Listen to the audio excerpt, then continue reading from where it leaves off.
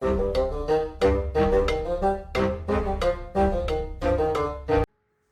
back to the Critically Clueless. I'm the Monk, and today we are in Disciples Liberation, once again doing a Companions guide. We're going to be covering another 2 companions today, and I'm going to be hopefully telling you why I think they are actually very good to use. Because honestly, all the companions in this game are really good.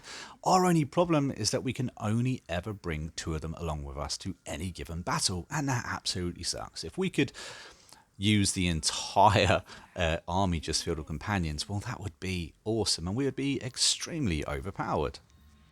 But if you enjoy this video, find it entertaining, or learn anything on the way, or just want to see more Disciples Liberations content, then don't forget to hit that subscribe button, because we're going to be uploading a lot more.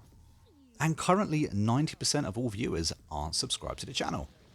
Anyway, with the first companion we're going to be talking about, there is a slight spoiler alert, so if you don't want to know, stop this video now. So the first companion we're going to be talking about may look a little bit familiar. It is Sebastian, and he is actually the guy that you fight right at the beginning of the game in the prologue. And this is the spoiler alert. So yes, we do actually get to recruit him as a companion. Obviously, it depends on your actions to how long we actually get to have him for. But for the purposes of this video, we have him right now. And of course, the first thing we're going to be talking about is his initiative and the fact that it's only 101. Quite frankly, it's terrible, and you will probably be using him last in the battle order. For anyone that doesn't know, initiative is all about how high up the list you start when you begin a battle. And 101 just isn't going to cut it. You're not going to be one of the first people attacking. You're probably going to be one of the last people attacking. So bear that in mind when you pick Sebastian. However, he is a magic user, and because of that, he is a range user as well. And his faction belongs to the Empire. So if you're looking to side with the Empire, you want to use a lot of Empire units, then he is a great companion to have along with. Also, just to point out, he does hover as well, which means that a lot of the ground effects that you can accidentally walk on, they won't actually affect Sebastian at all. He also has a world spell, and that world spell is the ability to use gateways. Now, his passive ability is Arcane Overflow, which basically means he deals divine damage to anybody that actually attacks him, and that inflicts confusion upon a target. And confusion is a minus 15% to initiative and a minus 15% chance to actually hit an attack. Now, it's certainly not the most useful passive ability, but that's not to say that it's bad at all. Anyone that attacks this guy is going to get damage put back on them, and I really like the counter attacks that a lot of the characters actually have.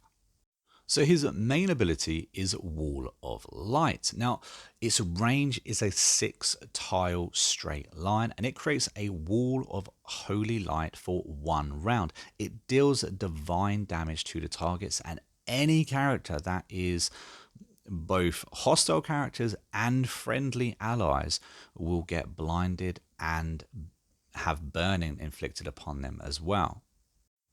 Now, burning is obviously going to affect them at the beginning of their turn, and blinded is a minus 25% chance to actually hit an attack. So remember, this attack does hit the allies as well, so use it carefully.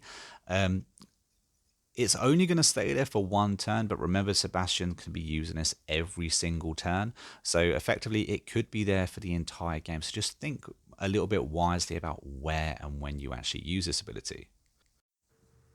As I said before, it does stretch 6 tiles down, and as you can see, it does attack absolutely anybody in that range. Next up, we have Earthquake, which has a range of 6. Now, this is a round A target, so whatever target you pick, it will be hit every single tile around that hexagon grid. And it has a cooldown of 4 rounds, so you're probably only going to get to use this once within battle. But this one deals primal damage, and it will also inflict slowed upon targets, which gives them 1 minus to their movement. Honestly, most of the moves that hurt more than one character at a time are pretty awesome in this game. And being able to take on more than one target at a time definitely gives you an advantage in battle. And Sebastian definitely does that, being an AoE master. In my opinion, if you are playing for the Empire or just want a character that does massive AoE damage, then Sebastian probably is your man. That being said, the next companion we're actually going to be talking about is probably his counterpart in Edgmar. Now, personally, I find Edgmar absolutely hilarious. And I also like to play a little bit bad. So having Edgmar, a necromancer, certainly helps with that. And as you can see, his initiative is 120. So, it's a lot better than what Sebastian's is. And because of that, obviously, it means that he's going to be slightly higher up the battle order when you initiate the battle. He belongs to the Undead Hordes. He's obviously also a magic type, a ranged attacker, and he walks instead of hovers. Now, Edgmar and Sebastian really are two halves of the same coin. His world spell is also activating gateways. Now, his passive ability is Raise the Dead, meaning any enemy character killed off by Edgmar will actually be re-raised as a troop for you to control. Tier 1 and 2 targets will be raised as a Spectre with 75% health, and Tier 3 and 4 enemies will be raised as Banshees with 75 health. But enemies done this way and resurrected this way, they won't become your units. They're only there for that one battle. But this really can be used to great effect, really turning the battle in your favor, giving you those extra units to heal. Especially as Edgmar is an AoE master as well. Meaning that all of his abilities, he actually deals damage to an area so you can hit more than one target at a time. Now his main attack is Bone Strikes, and if you don't move, you get to use this twice in a row. It does damage in a straight line. This is up to 6, and it deals physical damage, inflicting bleed on targets. Luckily, however, this doesn't actually attack friendly ally troops as well. This only attacks the enemy AI. And here we are, we're actually going to move into Sebastian's line here. You can see how we do take damage from that. But as you can see, it hits well. It doesn't, not a guaranteed hit on every target in the line, but it does its job. But when this move does hit, it can hit extremely hard. And as you can see, when we kill an enemy with it, we do get our Banshee or our Spectre, depending on the level of troop that we've killed. My favorite ability to use, however, is Bone Storm. Now this only has a cooldown of 3 rounds, meaning you can probably end up using this twice inside a battle. And again, it does an area of 6, but this is 6 around the target that you choose. It deals physical damage and inflicts confusion on any target in that area as well.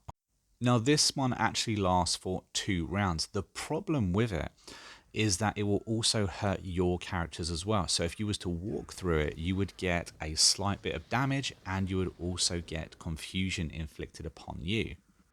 Out of the two companions, even though they are extremely similar, I personally feel that Ejamar just comes out on top. He's got a better initiative, and he turns enemy units into your units upon their death, which can be so helpful in the harder battles. Also, on a side note, it can be very, very useful to unlock their special weapons. Each companion has a mission that you can unlock a unique weapon with inside it that only they can hold. And as you can see here, it's very, very powerful. It definitely helps Ejamar come up on top when it comes to comparing Sebastian or Ejamar side by side. That being said, of course, Sebastian does have his own unique weapon too. But guys, this is the end of the video, so if you have enjoyed what you watched, don't forget to subscribe to the channel, and of course comment your thoughts down below. Who do you think the best companion is? Is it Edgmar or Sebastian, or is it someone else that I haven't mentioned yet? But But anyway, I've been the Monk, we've been Critically Clueless, and I will see you in the next video. Until next time, happy gaming.